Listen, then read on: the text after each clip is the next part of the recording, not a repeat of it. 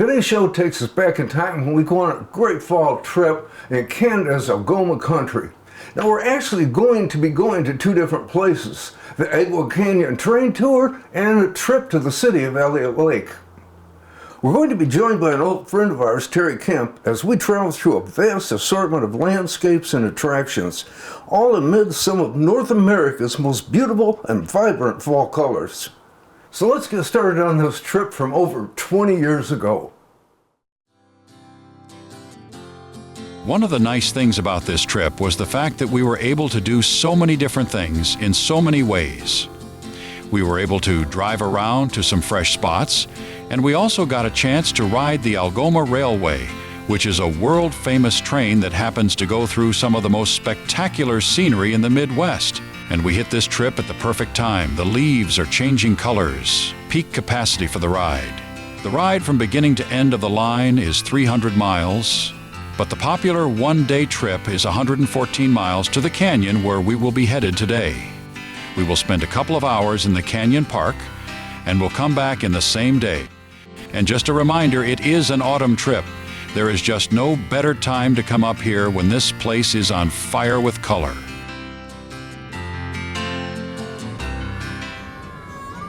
For over 20 years, one of the most popular attractions in Canada has been the Algoma Central Railray tour to Agawa Canyon. On average, over 80,000 people a year take the full-day journey into the northern reaches of Ontario. The fall is an especially popular time, and today we'll be along for the ride to take in the fall splendor of the Canadian countryside. Let's catch up with Terry, in his seat and ready to go. Getting ready to head out. We're in the Canadian Sioux, and the train is going to take us up to the Agawa Canyon and turn around and come back. It's an all-day trip.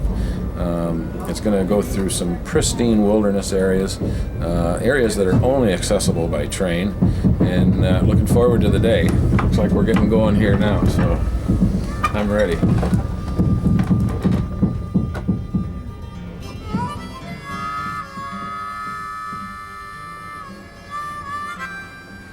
The 26-car train carries approximately 1,400 passengers. A dining car offers breakfasts after departure, as well as lunches and snacks along the way. A double-decker observation car offers even better views of the passing scenery. The cars are all modern and comfortable, and passengers are free to walk the length of the train if they desire.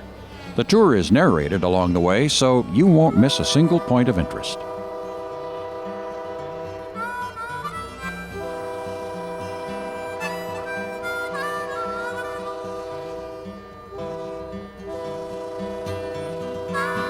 We met up with Michael Morrow, a representative with the Algoma Central, and he was more than willing to give us the many reasons why the Agawa Canyon Tour remains such a popular draw. The regular Agawa Canyon Train Tour operates on a daily basis, and it's usually from the beginning of June through mid-October. This year it's June 1st to October 18th. Again, it leaves every day. It departs from our depot in downtown Sault Ste. Marie at 8 a.m. in the morning. It's a 3.5-hour train ride up to Agawa Canyon. You arrive there at 11:30, and then, like I mentioned earlier, you get off the train for 2 hours. You have 2 hours in the canyon to enjoy a very pristine natural park setting we have up there. The tour leaves the canyon at 1:30 and you get back to the city at 5. We run a tour also in the wintertime called the Snow Train. It runs through the same route as Agawa Canyon Train Tour. That one takes you 6 miles further to mile 120 at Eton, where we switch the locomotives for the trip back. And due to the amount of snow we get up here, you do not get off the train in the wintertime. Again, that one operates mainly on weekends, beginning the end of December through mid-March. And we're looking at a departure time at 8 a.m. and you arrive back in the city just slightly after 4 in the afternoon. Along with our tour trains, we have our regular passenger service. And that operates on a year-round basis and goes to the end of our rail line up in Hearst, which is 295 miles. And that is what we call almost like a milk run. It'll flag stops, it drops people off at any mile they want to get off at.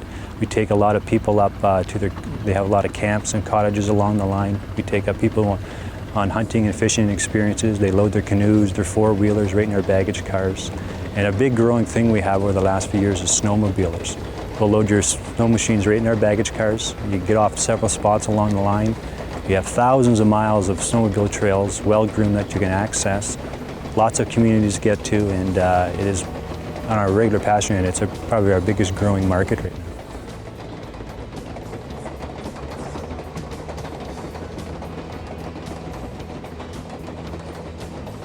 From the train, the views are varied and never boring. Here, the rails skirt along one of the many lakes the train passes.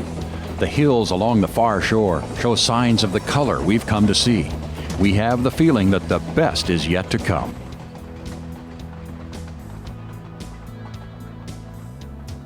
As the train headed farther into the hilly regions, the color became more prominent. Soon, the passenger cars sounded like a chorus of fireworks spectators, as oohs and ahs could be heard all along the line. This valley was a particular favorite.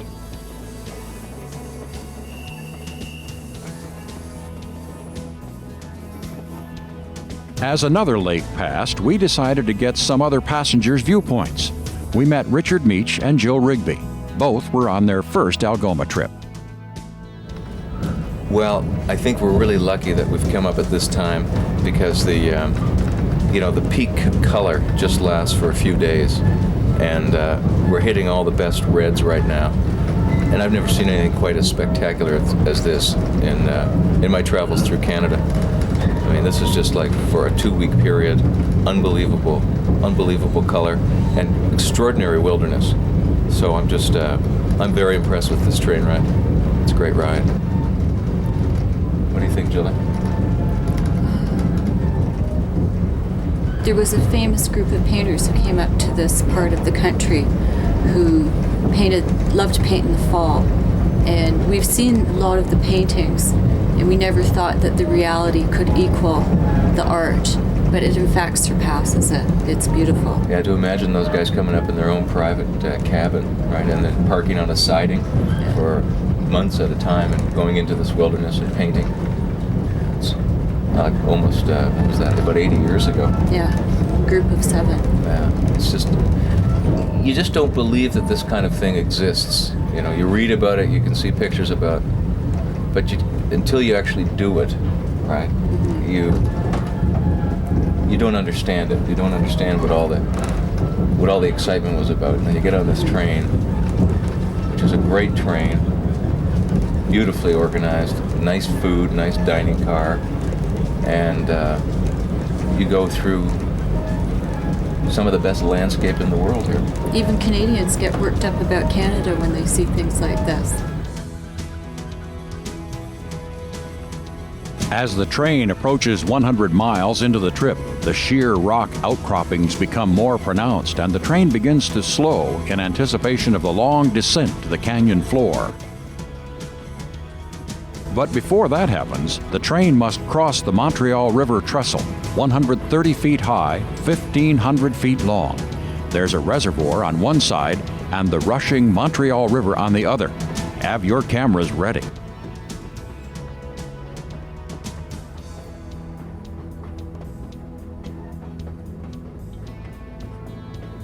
From the height of the trestle, the train descends some 500 feet into the heart of Agawa Canyon.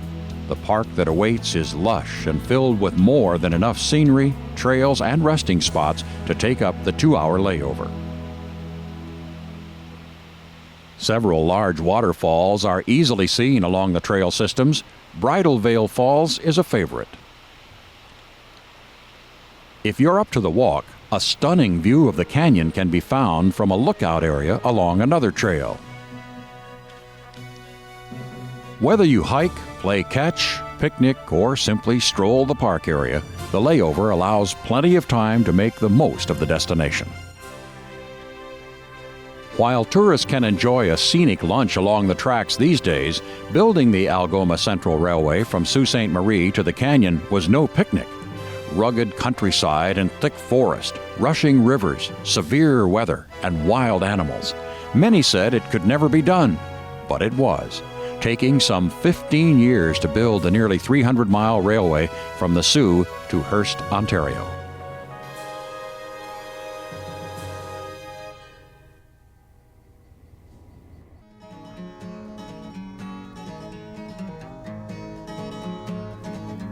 We can't promise this view for everyone. Our crew was invited into the engine for a unique view of the ride. The train was still making its way back up the canyon during our stay in the cab, and the rock cuts provided an interesting landscape.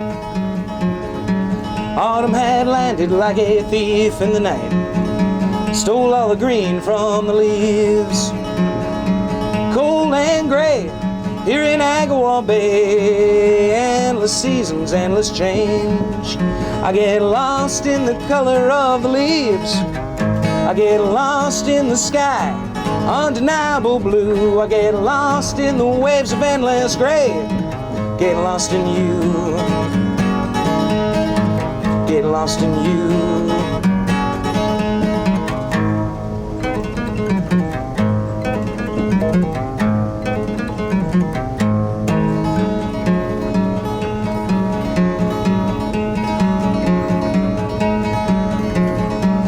Ancient pictures telling ancient stories, time and people come and go.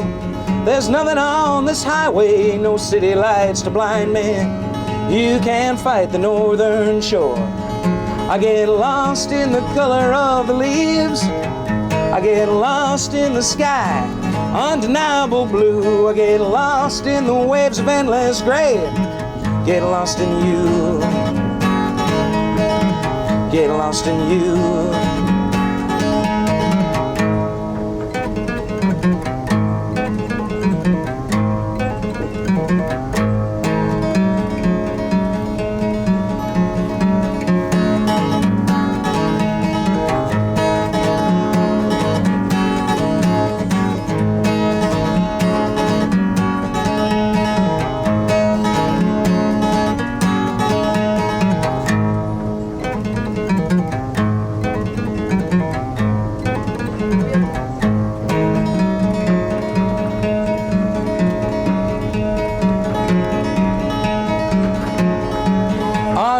Calling with a voice all its own. Geese are flying, heading south. The northern winds are blowing, daylight she's a burning. Life's a wheel here and it's always turning, turning round. I get lost in the color of the leaves, I get lost in the sky, undeniable blue. I get lost in the waves of endless gray.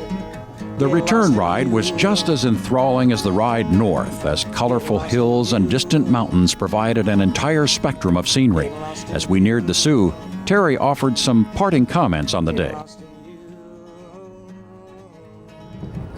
Well, here we are. We're returning back after our full-day trip to the Agawa Canyon.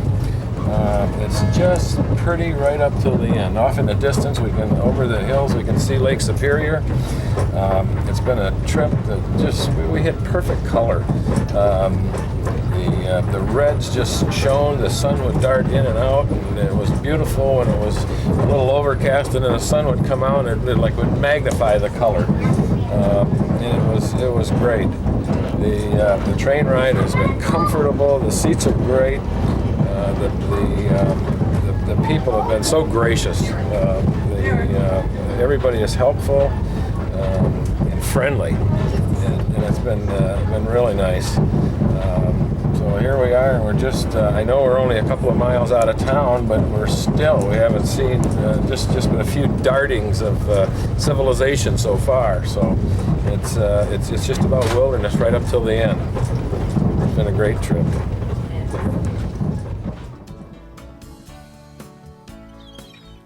I think one thing that people miss sometimes is when you hear about the Ontario, you hear about all the great fishing and the great hunting, but there's also a lot of great family activities up here north of the border. And we really found that out when we were in Elliot Lake.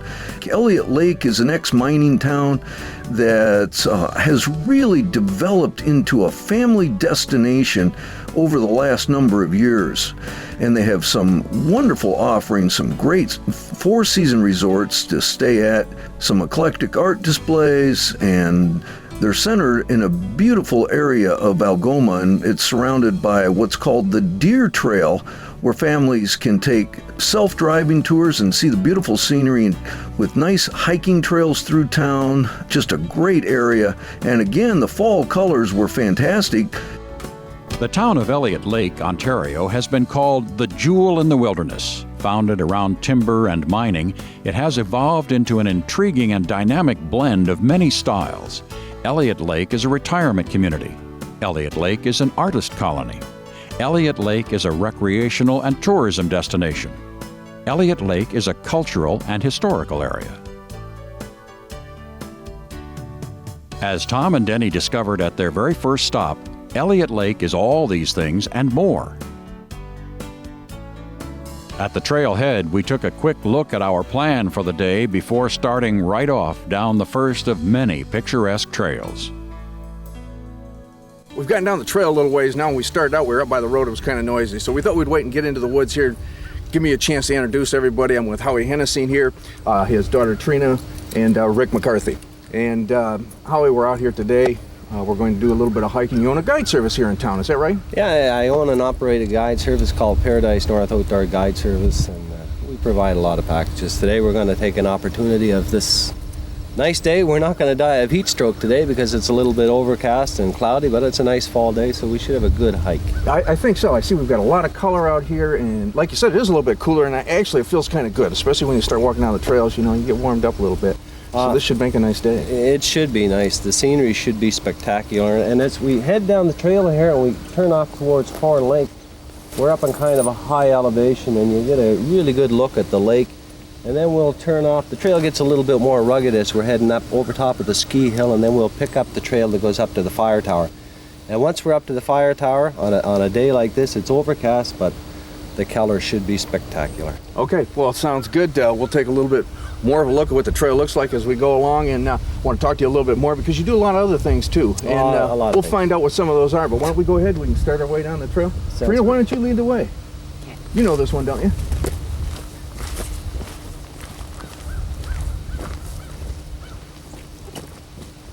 The day was overcast, although it felt more like a fall morning fog that would burn off in time. There was nothing to dampen the enthusiasm, though, as the fall colors and the well-kept trail was inviting. In just a few short minutes, we had gone from the city, passed a lake, saw a mountain, crossed a marsh. What would be next?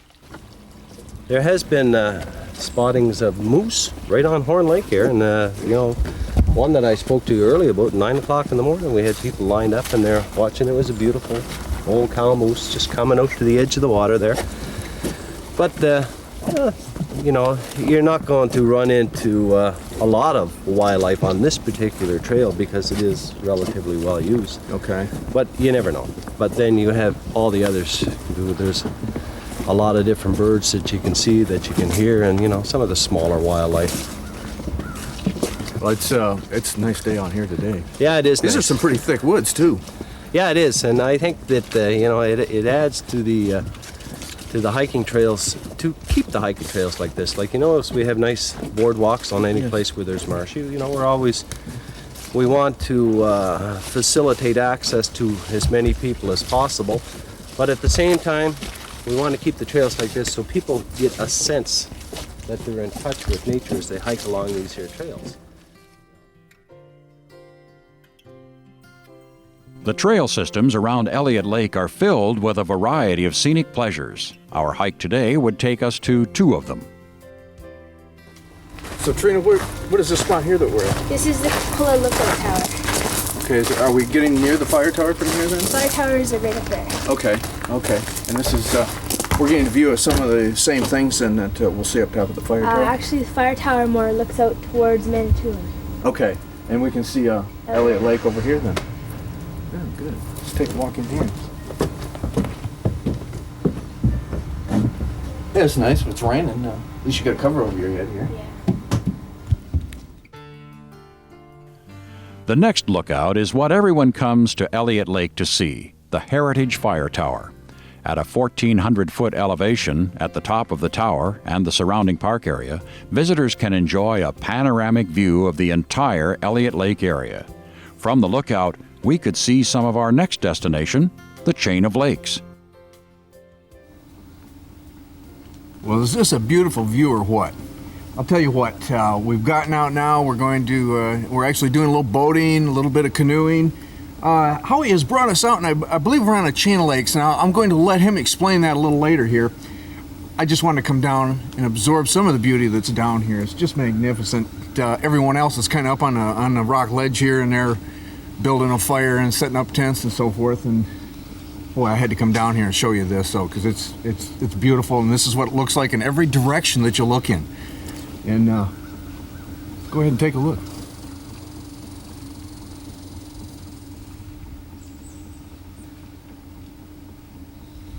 Well, I could sit here all day, but I really guess I better get up and go up and see how everybody else is doing. We got Ricky Jr. over here, and you can see he couldn't wait to get that line in the water. Let's see if he's doing any good. Well, you find anything yet? No, not yet. Looks like a good spot. Now, what do you got on? You got the bobber and what, a worm or something? Yeah, a worm. Okay, and most of this is what, smallmouth out here? Yeah, Do you get out here very much yourself and do fish? sometimes. Boy, it's a nice spot. Yep. What do you try to do? You just, this is pretty shallow through here, isn't it? Yeah. Just try to cast out there and see if any of them are cruising. The camp was being set, dinner was being caught, all was in good hands, and Howard was getting the canoe ready for a quick tour of the lake. Tom was ready. Now, what lake did you say this one was? This is Trout Lake we're on now, Tom, but this is actually a chain of lakes. The canoe route that we're on now starts at Elliot Lake right in the city.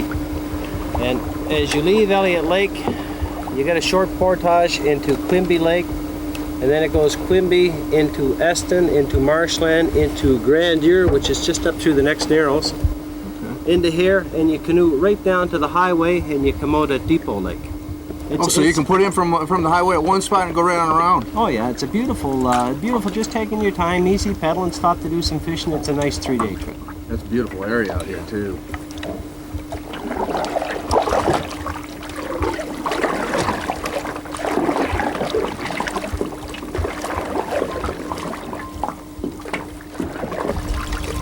Well, I don't know about you, Tom, but I'm getting a little bit hungry.